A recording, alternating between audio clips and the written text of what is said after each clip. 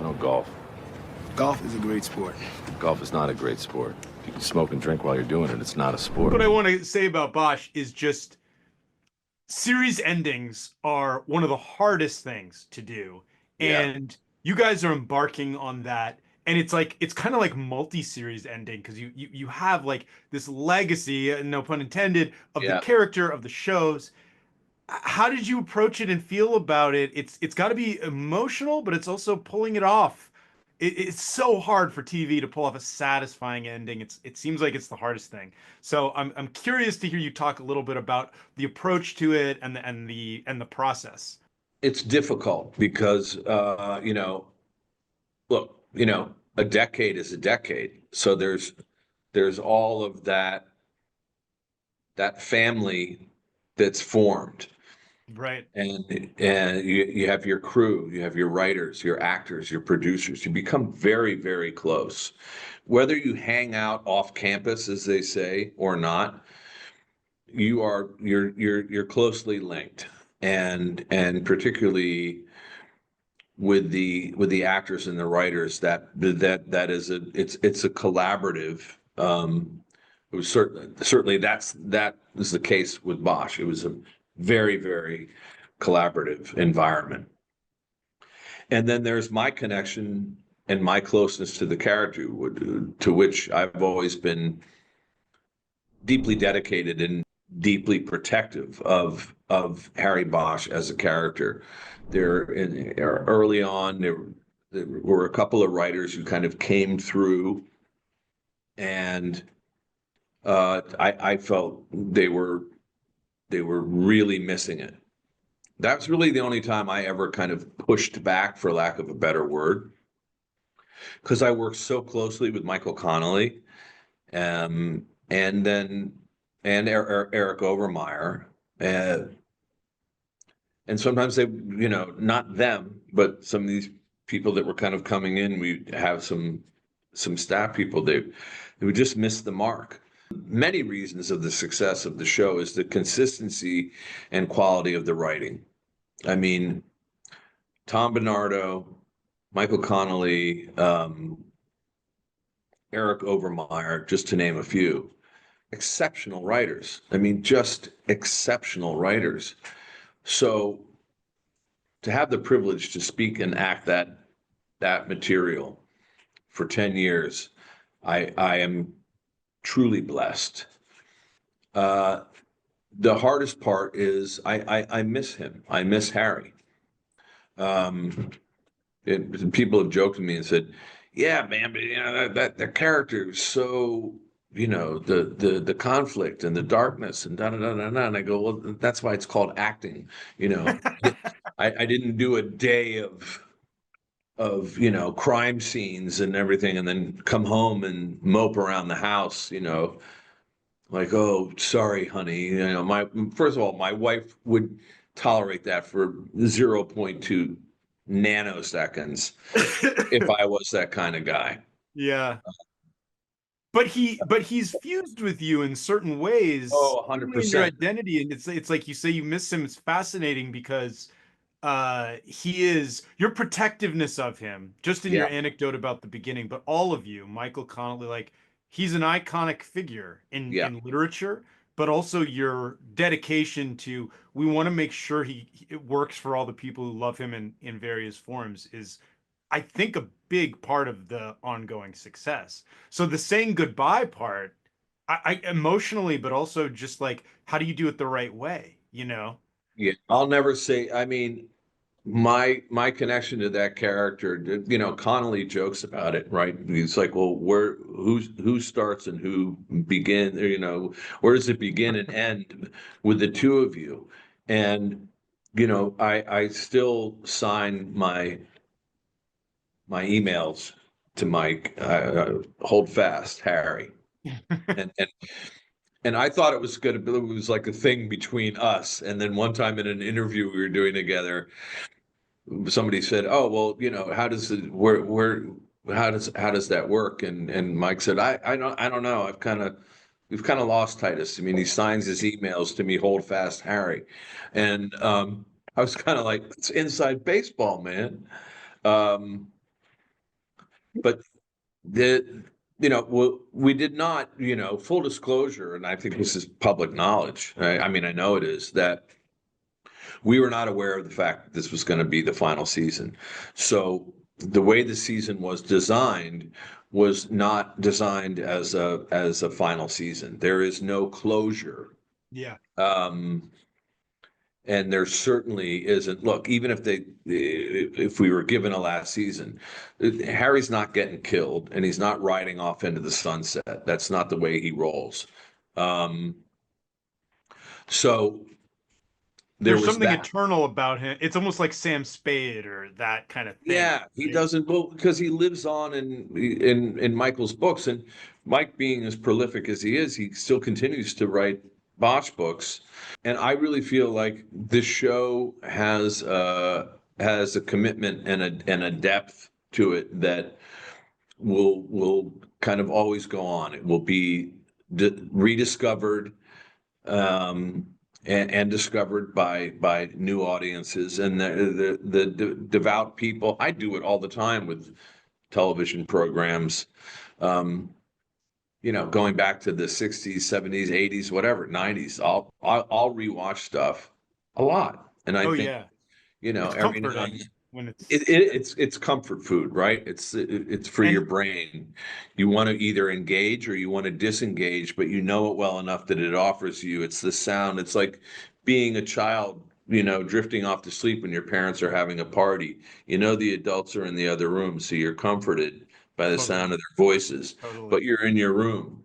Yes, totally. That's exactly it. But also, he's a problem solver. So even with the darkness, there's a comfort in that he's a problem solver. And your love of comic books and superheroes, I feel like it segues a little bit to it. I'm curious with 100%. with what you do next, and I don't know where it seems possible and perhaps even probable that you and Bosch reunite somewhere down the line. I don't know, but you have this deal with Amazon, which is exciting and a lot of possibility. And you have so many interests. We haven't even talked about the landscape painting, which is great. But like, what are the things that you're kind of like, oh, I got a little space. Like I have this deal. Like, what are the things you really want to pursue or get into and put yourself on? Well, part of it is its first look in development. So some things I'll be looking at as solely as a producer, Yeah. that I wouldn't necessarily appear in. And then, I'm in the process of looking for my next series. And I would love to either have someone bring me material, and a lot of people have come there. I've got a bunch of balls in the air, some stuff that's very, very intriguing to me, and also creating some of my own stuff, writing and creating some of my own things, some films, some possibly could be you done as a series, or a limited series rather than doing it as a feature film. So that's all very exciting. Yeah. And I've got, future, Michael Connolly and I and Henrik Baston and Tom Bernardo. We'll do something. I mean, this is a relationship that spans a decade, and we don't want it to end. And if it's not going to be Bosch, it's going to be something else. And it's delivered too, like something special. Can you talk a little bit more about the superhero thing and the connection to Bosch and the way you play him, and that like the world needs, even if he's conflicted, heroes and role models and like problem solvers, and I see that in the way you play him. I think it's part of why people are drawn to him. I think we just need those characters. Well, Bosch is the quintessential anti-hero, which he's fallible. He's not just a guy wearing a white hat, with the pearl-handled two guns. He's got way more depth. Anti-heroes tend to have more depth. For whatever the conflict that exists within that character, they're not all good and they're not all bad, or they meet somewhere in the middle. I used to always say, oh, Harry Bosch is a good cop having a bad day. But there's a lot of darkness there's a lot of trauma that Bosch carries, and he's not an emotionally demonstrative or conversational person about himself. You know, he's his least favorite subject. Um, and I think there are elements of, you know, I always saw, despite the fact that, you know, he had the Howling Commandos and then went on to create Shield, I always thought of Nick Fury as being an anti-hero. Yeah. A Um, lot of the Marvel characters, right? you know, the Punisher, you know, I mean, he could go either way. You know, he started out, you know, ostensibly really as he was a mercenary, and he was kind of a bad guy, and he and Spidey crossed paths. There's a lot, and obviously there's been wonderful realization of anti-heroes. If you look at Dark Knight Returns, that's a perfect example. I always think that there's a great panel in Dark Knight Returns where, you know, he says, "I'm a man of 50, you know, my body is I'm paraphrasing it, but Yeah. you know, my body is a mass of you know, muscle pain and agony, but I am a man reborn." And it's a great thing of him kind of descending in this one single panel. And that's a thing that's also always sort of played into my head. I never thought of Harry necessarily as being, he doesn't, the cool thing about Harry is he doesn't have superpowers. His superpower really is his power of observation. Yes. And that's what makes him such an incredible cop. He sees, he looks and he looks and he looks and he looks obsessively. And even when he thinks something's not going to pan out, there's always, Mike always has that, I call it, he's a master of literary judo, you know, or Aikido, right? Yeah. He will direct the energy in one direction and then he will reverse it. And you know, as a reader, you're on your ass on the mat going, "What just happened?" And that takes tremendous skill.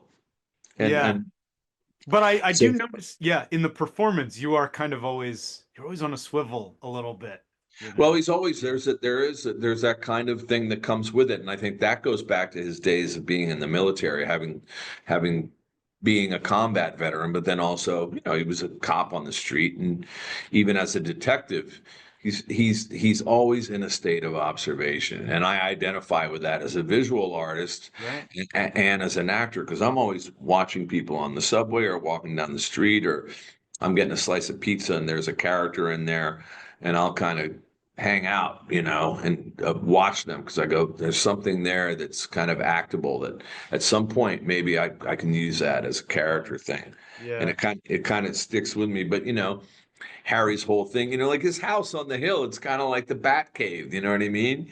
He has this incredible, you know, bird's eye view, like eagle's nest, you know, this perch over the city that's his Yeah. city. His city. Um, there's aspects of that, and he's also handy, right? You know, because he's a former spec ops guy. He's, you know, he can fight, and he's a good shooter. A little off topic, but one, your toy collector. As as I am, there are a bunch of action figures here. I'm in a room of toys, not quite the level of your collection, but I'm just curious. Like I watched some of your videos about it too. I was like, this is amazing. Like this guy, like Sideshow collect all of it. Tell me a little bit about that. You know, I think part of it was that I was lucky to be a child of the 60s because they made really cool toys in the 60s. Everything from the, you know, even the toy guns were cool when I was a kid. Mattel made great stuff. And there were, you know, I grew up in the age of creepy crawlers and GI Joe and all this really marvelous stuff. And I was one of those kids who really took care of their stuff, really took care of it. I would put it away afterwards. You never found my toys strewn around the room. I mean, and everything had a place. And then my father sustained a house fire that destroyed his home completely. And my toy, I want to say my toy collection, when that happened, I was no longer, I was like 13, so I wasn't playing with toys, but I had kept all of my stuff, and it was in an attic in my father's house, because I thought, one day I can give this stuff to my kids, and they can, and it was pristine. I mean, it was almost, my father used to go, I took a GI Joe outside and was playing in the mud, like I would bring him in and like wash him off, dry him off, put him away properly. So in that fire, I lost my entire comic book collection, which was really substantial, Marvel and DC stuff, and a really massive GI Joe, the original 12-inch figures, as well as like some Mattel stuff, Major Matt Mason, and all these other. So as a collector, if you look at that, if I had that stuff now, and Captain Action was a huge favorite toy, because he was a standalone character, but you could buy the costumes of all your favorite superheroes, Captain America, Spider-Man, Green Hornet, and it was kind of short-lived.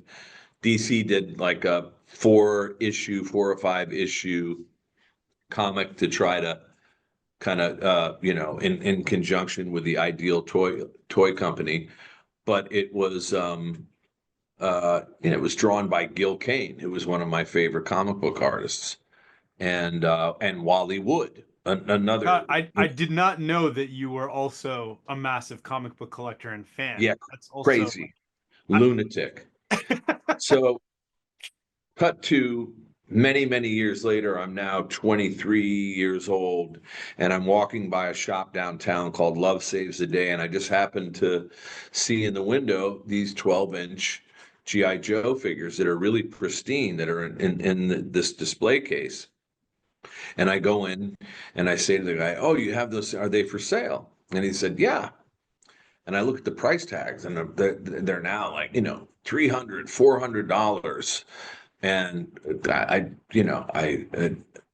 didn't have a pot to piss in. And so, of course, that was not an option for me. But I would go in there like it was a museum, because in there were so many of the things that I had. And I thought to myself, and mine are in much better shape.